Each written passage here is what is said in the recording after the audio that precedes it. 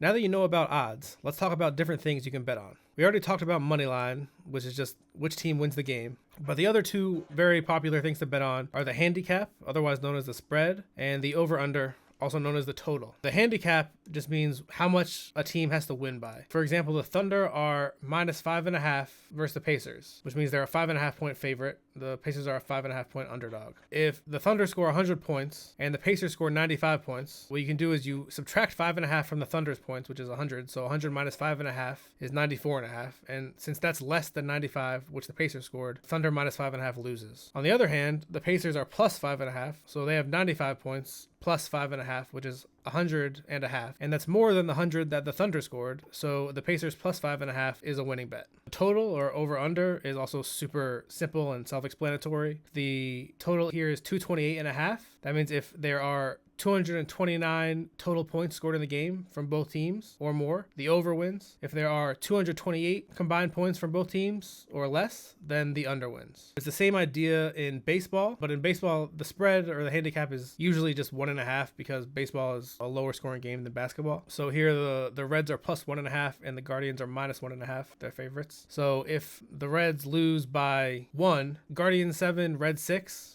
and you have Reds plus 1.5, you can add the 1.5 to the 6.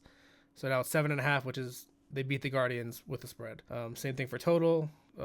Here there's a total with no decimal. So if the total has a decimal, like 7.5 or 8.5, that means that obviously there is going to be no ties because a game can't end, with a half point. But if the total is 8 and the game ends at exactly 8, like 5-3, there's no win or loss. You just get your money back. As opposed to if it's 7.5, you can't get your money back. You're either going to win or you're going to lose. Other popular things to bet on are player props. So if you go to FanDuel, we have a lot of player props here. You can bet on how many points a player will score. So here you got a list of point totals for all the players who are going to play in the game. You can bet Shai Gilgeous-Alexander over 33.5 or under 33.5. The same idea as the total. It's just, if he scores 34 points or more, the over wins. If he scores 33 or less, the under wins. They have these for threes. You can also bet on Halliburton to hit 6 threes. You can bet on assists. You can bet on all kinds of things. It's kind of the same idea in baseball. You can bet on a player to hit a home run or a player to get a hit or, total bases, single, double, triple, pretty much anything you can think of.